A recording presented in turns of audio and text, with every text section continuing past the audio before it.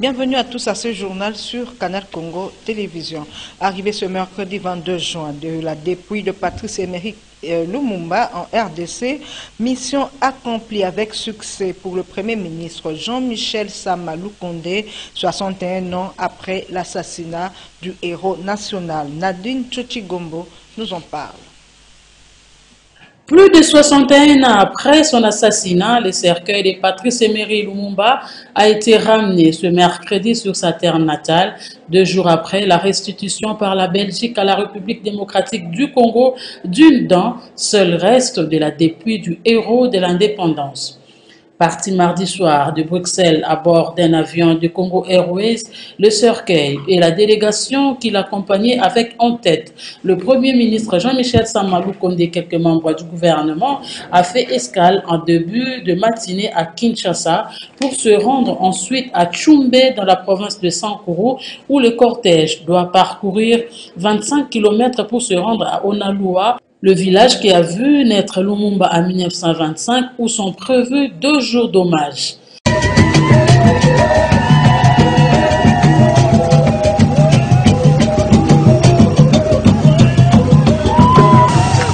C'est parti donc pour un périple de 9 jours en République démocratique du Congo qui fera étape dans des sites emblématiques de la vie de Patrice Emery Lumumba.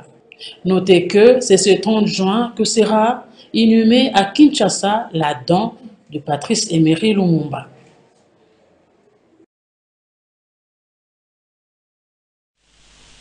Le président de l'Assemblée nationale, Christophe Mbosso, a tenu par vidéoconférence une grande réunion ayant regroupé tous les présidents des assemblées nationales d'Afrique, une occasion pour Christophe Mbosso de demander à ses pairs de mener un plaidoyer auprès de leurs chefs d'État et de gouvernement respectifs en vue d'obtenir la condamnation sans équivoque de l'agression de la RDC par le Rwanda. Reportage Gisèle Toukou.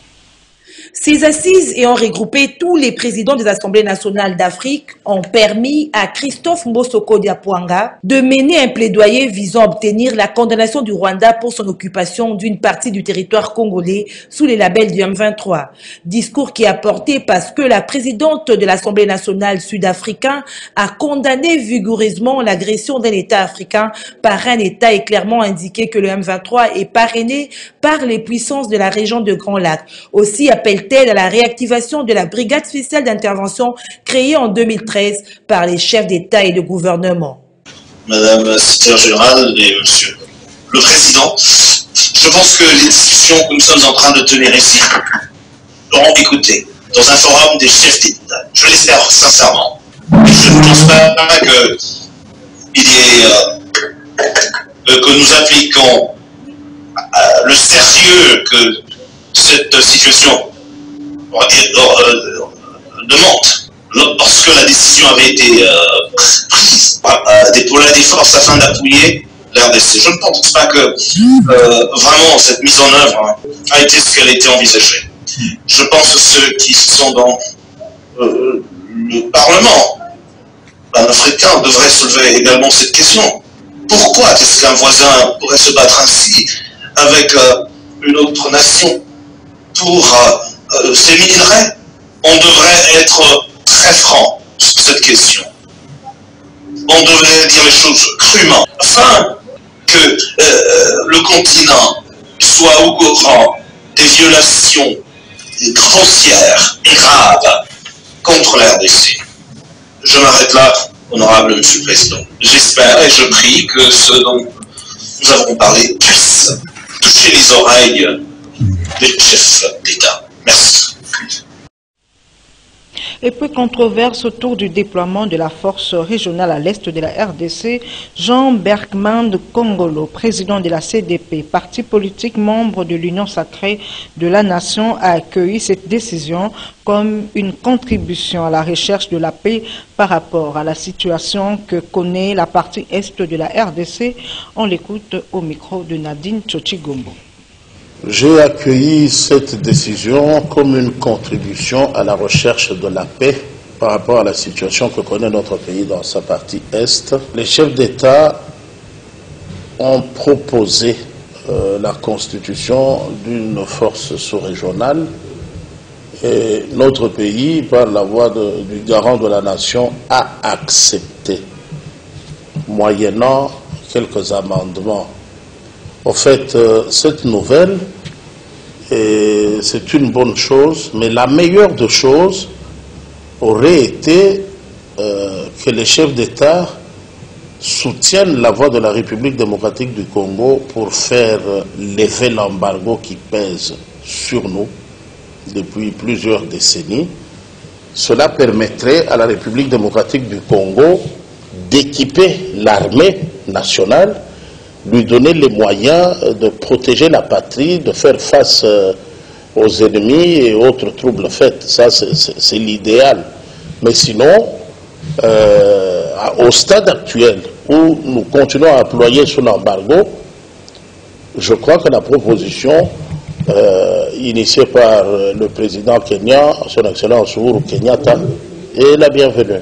Dans notre pays, nous avons une aptitude très particulière, un talent de parler de la matière que nous ne maîtrisons pas avec passion et éloquence, comme si c'était notre domaine. Le chef de l'État a sécurisé toute la population parce que les décisions prises au sommet de Nairobi ont suscité des interprétations extrêmement biaisées. Une zone libre d'armes, ça veut dire une zone sans armes. Mais les spécialistes en intox, à défaut de comprendre, de contextualiser ce souhait des chefs d'État de voir instaurer une zone libre d'armes, ils comprennent dans le sens de dire une zone où toutes les armes sont permises, chacun est libre de porter l'arme, alors que c'est tout à fait le contraire. Dans un communiqué de soutien au FARDC, l'Alliance panafricaine des cadres, APAC, dénonce avec fermeté les méthodes d'agression auxquelles recourt le M23 et ses alliés. Ainsi demande-t-elle aux ambassadeurs des pays membres permanents du Conseil de sécurité de l'ONU de condamner ouvertement cette agression de la RDC voilée en rébellion. Le point avec Maxime Makabou et Lola Kinyama. L'Alliance africaine des cadres, APAC, s'est joint à d'autres voix pour exprimer son soutien indéfectible aux FARDC qui font face à l'agression du M23 appuyé par le Rwanda. La RDC est actuellement confrontée à la résurgence de la guerre militaire à l'est de son territoire. Guerre lui imposée injustement par le M23, agissant par procuration car les vrais agresseurs sont bien identifiés. Aussi, les bureaux politiques de l'Alliance panafricaine de cadres, APAC en sigle, déclarent-ils au nom de tous ses membres et militants son soutien indéfectible aux forces armées de la République démocratique du Congo, FARDC, dans leur brillante intervention au combat suite aux agressions organisées par les mouvements terroristes du M23 et ses commanditaires dans la partie est du territoire de la RDC. Ce sont des opérations de guerre qui exigent non seulement l'appui constant, attentionné de toute la nation, mais doivent également être l'objet de la sollicitude de tous les Congolais, car ceux pour qui souffrent et meurent sont leurs concitoyens. Des hommes et des femmes sans distinction ou appartenance ethnique, adultes ou jeunes de toute origine. La PAC adresse par ses communiqués un vibrant hommage aux militaires de FARDC impliqués dans ces opérations et qui ne doivent jamais être oubliés, car ils combattent pour la souveraineté de la RDC tout entière et pour la paix de nos concitoyens. La PAC dénonce avec véhémence les méthodes d'agression auxquelles recourent les mouvements terroristes M23 et ses commanditaires et demande aux ambassadeurs des pays membres permanents du Conseil de sécurité des Nations Unies accrédités dans notre pays de condamner ouvertement cette agression de la RDC voilée en rébellion. parce que la défense doit être le fer de lance de notre diplomatie et notre sécurité. La PAC invite le gouvernement de la République démocratique du Congo à considérer désormais cette priorité afin d'outiller nos soldats avec des équipements suffisants et adaptés au niveau d'exigence de combat actuel. Ce parti politique cher à Jossard, Étienne Tamboué, ne jure qu'à la restauration de la paix à l'est de la République démocratique du Congo. Autre chose, il se tiendra du 7 au 18 novembre 2022 au Caire, capitale égyptienne, de la 27e conférence des États partis de la Convention des Nations Unies sur le changement climatique. Et dans le cadre des préparatifs de cette grande messe, les forces vives environnementaux ont échangé mardi avec leur ministre de tutelle quant à la réussite et visibilité de cette activité qui constitue une fierté pour la RDC. C'est un reportage signé Doudou Montieri. En perspective de l'organisation des travaux préparatoires de la 27e conférence des partis à la Convention cadre des Nations Unies sur les changements climatiques en République démocratique du Congo, la vice-première ministre, ministre de l'Environnement et du Développement durable, a échangé le mardi 21 juin 2022 avec la société civile, force vive environnementale quant à la réussite et visibilité de cette grande messe climatique qui constitue une fierté pour la RDC. Ces travaux préparatoires visent à assurer une organisation harmonieuse et sans faille de la pré-COP 27 en vue de la consolidation du leadership environnemental et climatique de la RDC. F. Bazaïba, dans sa communication, attend beaucoup de la société civile en termes des actions à entreprendre pour assurer et consolider la position de la RDC comme pays solution à la crise climatique. Nous allons préserver nos forêts. Nous allons les protéger, nous allons les conserver. Pas parce que c'est pour eux, mais d'abord c'est pour nous. Mais après, nous avons quand même le droit de réclamer. Lorsque on est gardien, les gardiens doivent être payés. Et depuis que nous parlons des mots compensation, c'est une exigence pour nous. Depuis que nous parlons de la RDC pays solution, vous qui êtes sur terrain, au niveau national et international, vous avez déjà entendu un seul pays du monde récuser que ce que Congo dit c'est faux, c'est des racontars, la RDC n'est pas un pays solution. Personne. Les participants à cette rencontre ont salué la détermination de la vice-première ministre, ministre de l'Environnement et du Développement durable et ont assuré leur participation active à ces rendez-vous climatiques à Kinshasa. Il a reconnu que les peuples autonomes ils ont contribué beaucoup à aujourd'hui, on appelle la RDC comme un pays solution. C'est par rapport à la gestion durable et la connaissance traditionnelle des peuples autochtones pygmées de la RDC qui ont géré notre forêt d'une manière durable et rationnelle. Et donc nous avons cette responsabilité en tant que jeunes de vanter ces potentiels et déjà de maintenant, avec l'impulsion de l'excellence, nous allons nous lancer. Il y aura des conférences qui seront organisées à l'université de Kinshasa dans ce sens, où nous allons sensibiliser et impulser à tous les jeunes, donc à tous les étudiants congolais en général et en particulier ceux de l'UNIKIN, à vanter la RDCP solution, pas en tant que fanatique, mais en tant que de personnes qui s'y connaissent dans la matière, pour que les jours à venir, que notre pays bénéficie de ses potentiels, pas seulement en termes de slogans, mais aussi en termes de subventions en tant que pays solution. Je suggère à ce que les gouvernements, au-delà des partenaires internationaux qui nous accompagnent, que cette fois-ci, le gouvernement subventionne aussi certaines initiatives des ONG de la société civile pour essayer de redorer aussi l'image du pays par rapport à ces assises. Bien avant de s'entretenir avec la société civile, F. Bazaïba a échangé avec le ministre sectoriel du gouvernement sur l'organisation de la pré-COP 27 à Kinshasa. La pré-COP 27 et la participation de la RDC à la COP 27 en Égypte sont financées à un coût élevé à 12 362 858 000 $ américains. La pré-COP 27 se déroulera en 2 sessions, la réunion des scientifiques à Yangambi et la réunion ministérielle à Kinshasa en module mensuel compris entre septembre et octobre. Cette 27e conférence de la COP se tiendra à Sharm el Sheikh en République arabe Égypte du 7 au 18 novembre 2022. Atelier de la commission interministérielle de Bibois, la vice-ministre de la Santé publique, Hygiène et Prévention, Véronique Kilumba, rassure du bon fonctionnement des travaux en sous-commission. Maxime Makabou signe ce reportage. Lancés officiellement le samedi 18 juin 2022, les travaux de la commission interministérielle d'harmonisation de l'enveloppe salariale et de l'alignement à la prime de risque de médecins, infirmiers, administratifs et autres professionnels de la santé œuvrant dans les services publics de l'État se poursuivent normalement et vont déboucher sur un résultat satisfaisant pour la bonne marche du secteur de la santé. Le constat a été fait par la vice-ministre de la Santé publique, Hygiène et Prévention, Véronique Kilumba Nkoulou, après la ronde qu'elle a effectuée mardi 21 juin dans toutes les sous-commissions où se déroulent les travaux au village Vénus à Bibois. D'abord, comme vous le savez, nous sommes dans les travaux en commission interministérielle, les commissions paritaires, bancs syndicales et bancs gouvernementales.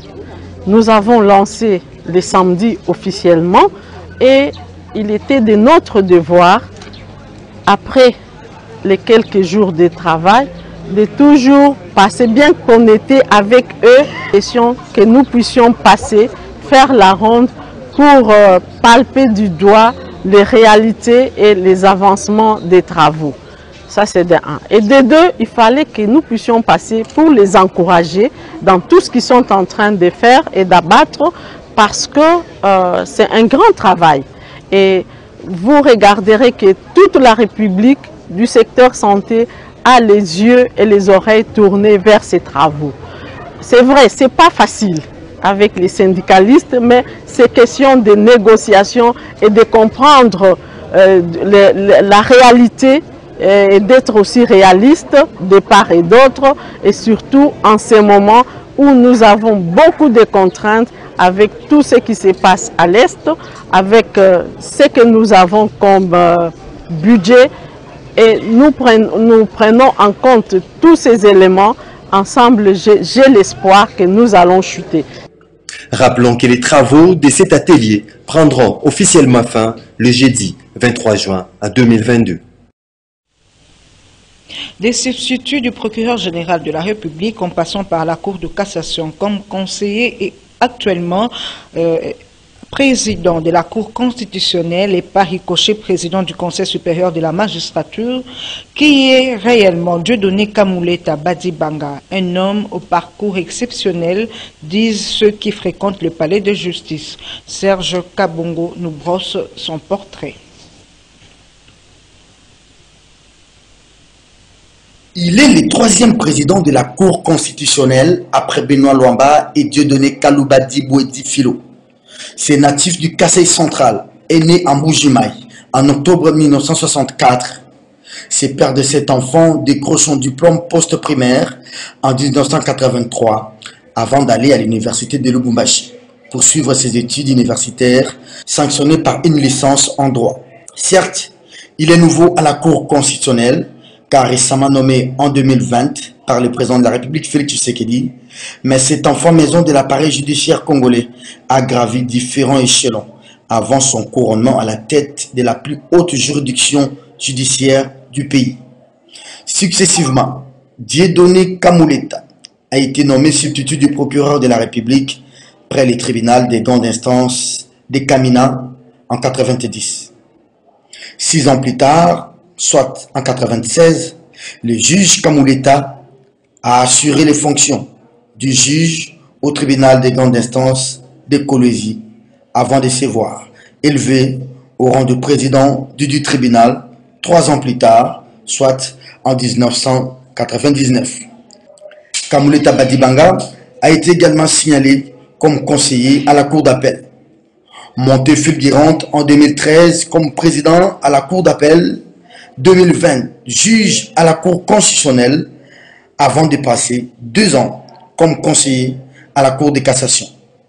Un parcours exceptionnel soutiennent les magistrats et autres praticiens du droit. On dit de lui, c'est un homme de petits détails, un homme méticulé. Riche et brillante carrière, l'opinion latent lors des traitements des contentieux électoraux. Comme l'on dit, on juge le maçon au pied du mur. Après l'éviction par tirage de son prédécesseur Kalouba Dibouedi Filo, l'actuel président, comme magistrat de carrière, bénéficie du soutien de tous ses pairs, si à en croire les scores réalisés 9 voix sur 9 lors de son élection. Un soutien dont il en a besoin tout au long de son mandat, non seulement à la tête de la Cour constitutionnelle, mais aussi comme président du Conseil supérieur de la magistrature. En éducation, le test national de fin d'études primaires TENAFEP qui devait avoir lieu à partir du 23 juin 2022 a été reporté du 5 au 6 juillet 2022. À ce sujet, Dédé Mujinga et John Moukadi ont tendu le micro à quelques élèves de 6e primaire. La plupart estiment que ces temps additionnels leur permettra de mieux se préparer. Suivez. Des contraintes liées au transport aérien pour acheminer des malles contenant les items dans des coins et recoins du pays à la base du report du test national de fin d'études primaires. Un report à en croire, certains élèves et enseignants rencontrés à l'Epimapela dans la commune de Massina leur permettra de se préparer davantage. Nous étions surpris, or nous étions prêts dans 2 jours. Le TENAFEP devrait avoir lieu le 23 et le 24 juin 2022. Arrivé hier à l'école, on nous informera qu'on vient de changer les dates ou la date. C'est comme ça les élèves et les parents, voire moi-même, nous étions découragés. On ne peut rien faire. C'est comme ça nous profitons pour une semaine qui reste de bien préparer les enfants là où ils n'ont pas bien assimilé les matières. Ça nous a choqué dans les cœurs parce qu'on voulait faire ce jeudi. On a poussé jusqu'à les 5 et les 6. Ça nous a fait mauvais. Ça ne veut rien, mais je suis trop déçue parce qu'on a tout préparé. Mais ça me donne encore le courage d'avancer encore plus. Parce que comme on a reporté, on doit encore faire des autres items pour s'entraîner. Moi, je voulais qu'on laisse seulement le jeudi ici, mais on a amené le mardi. Pas de problème, on va faire. Le TENAFEP a été reporté du 5 au 6 juillet 2022. Notez que ce réajustement du calendrier n'affecte en rien les calendriers des classes montantes du primaire et du secondaire et l'année sera clôturée le mardi 19 juillet 2022.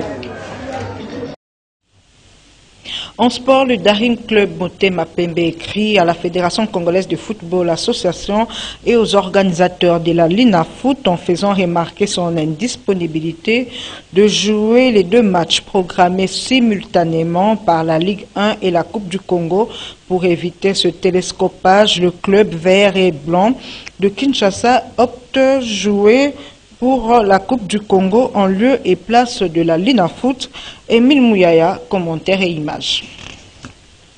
Contre toute attente, le Daring Club Motema Pembe de Kinshasa surprend ses supporters ainsi que d'autres amoureux du football en division 1 qui tend vers sa fin, du moins en sa manche aller pour la saison 2022. À travers une lettre adressée au président de la Fédération congolaise de football association, le club vert-blanc de Kinshasa écrit: nous avons l'insigne de vous informer que notre engagement à la 57e Coupe du Congo ne nous permet plus de poursuivre avec le championnat Vodacom Ligue 1 Manchali.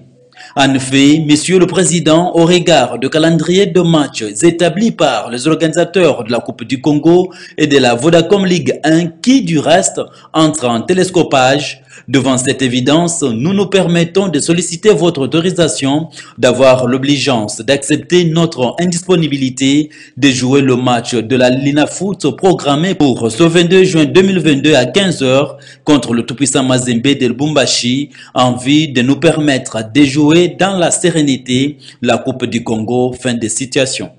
Une décision aux doubles conséquences. D'abord, le club perd la rencontre sur tapis vert. Ensuite, propulse le tout-puissant Mazembe au sacre, étant donné que le club louchois mène au classement avec 51 points pour 18 matchs joués et son poursuivant direct, l'ASV Club de Kinshasa, compte 45 points pour le même nombre de matchs joués. D'où cette joie des corbeaux de Lubumbashi.